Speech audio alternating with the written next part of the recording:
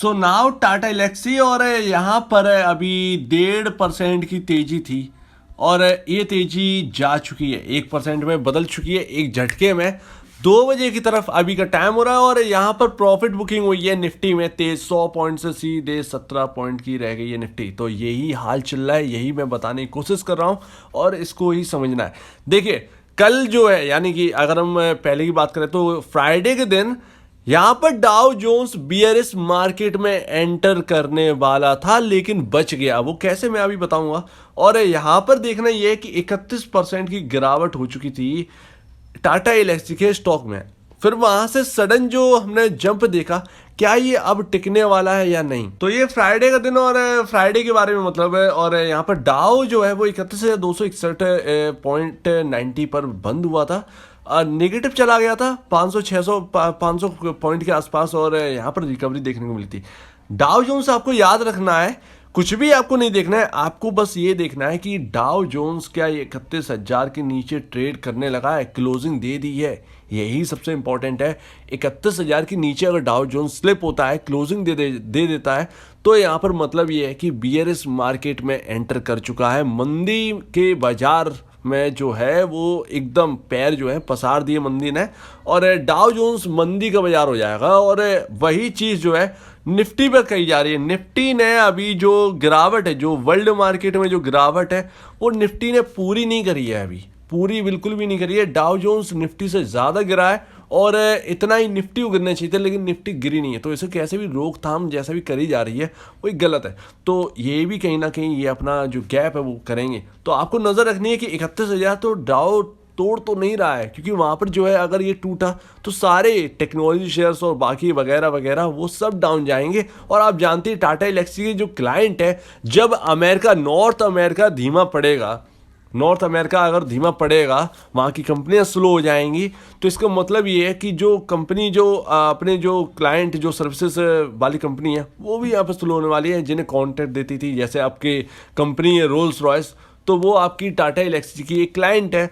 तो अगर Rolls Royce है या अदरवाइज जो भी कंपनी है जो अमेरिकन कंपनी है, मेरे ख्याल से रोल्स रॉयस अमेरिकन नहीं है, तो जितनी भी अमेरिकन कंपनी है अगर वो स्लो पड़ती हैं तो सीधा असर यहाँ पर जो है उन कंपनियों पर पड़ेगा जो उनके साथ काम करती है, और टाटा एलेक्सी उनमें से एक है। और फिर भी डाउ तो यहाँ पर बच गया, लेकिन नास्दाक का देखिए, नास्दाक का जो इंडेक्स है वो नीचे 11,354 पर ट्रेड कर रहा है। तो इससे ज़्यादा टेक्नोलॉजी शेयर्स, ये टेक्नोलॉजी वाला इंडेक्स है, तो नज़र रखनी है पूरी अमेरिकन मार्केट पर। अब देखिए कुछ इस तरीके का हाल है और ये चौकोर में समझिए ये रहा।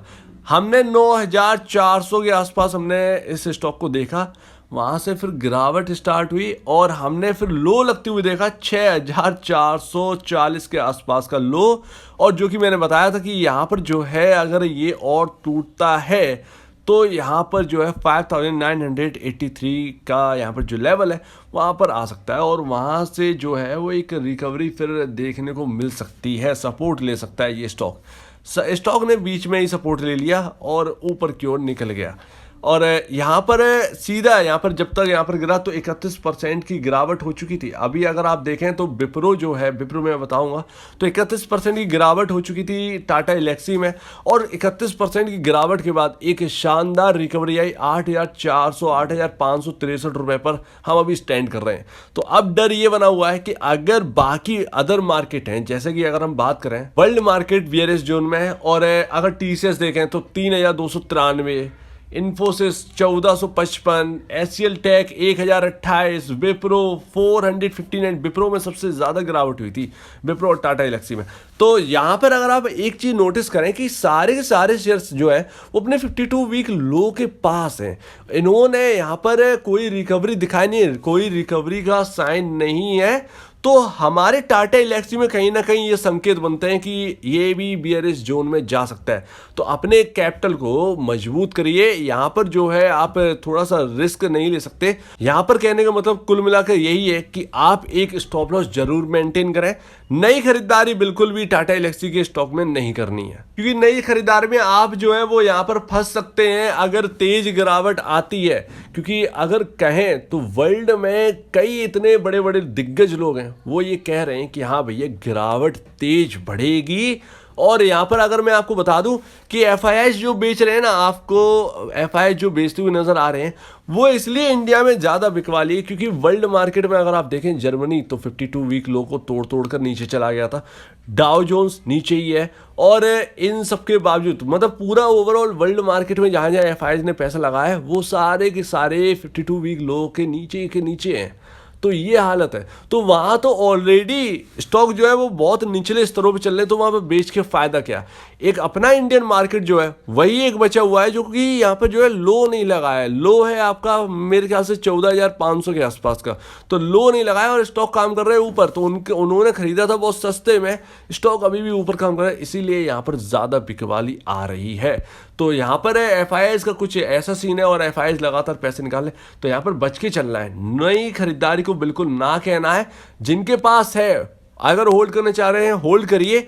जब अगर हम गिरावट देखेंगे, सिर्फ गिरावट की बातें चल रही हैं, गिरावट जब हम देखेंगे तो वहां पर कभी एवरेज करने का सोचिएगा, अदरवाइज आप अपना स्टॉप लॉस मेंटेन रखिए। अगर ऐसी कोई बात आती है स्टॉक गिरता है तेजी से, तो आप जो है आप अपना कैपिटल जो है वो सेव कर पाएंगे। और अपने एडवाइजर से जो है वो ज़रूर बात करिए। यहाँ पर सिर्फ बात चल रही है, जिस जो बातें चल रही हैं उनके बेसिस पर हम बात कर रहे हैं बस, बाकी अदरवाइज यहाँ पर जो है स्टॉप लॉस लेना कोई गलत बात नहीं है। अपने एडवाइजर से ज़रूर इसके ऊपर बात करिए और पूछिए कि कैसा सिनेरियो हो भी सकता है या नहीं। तो अगर आप किसी वीडियो में कोई प्रॉब्लम कुछ पूछना है, कुछ बताना, कुछ कहना है तो प्लीज़ कमेंट सेक्शन में कहिए। और अब दीजिए मुझे इजाज़त। वीडियो देखने के लिए बहुत बहुत धन्यवाद दोस्तों।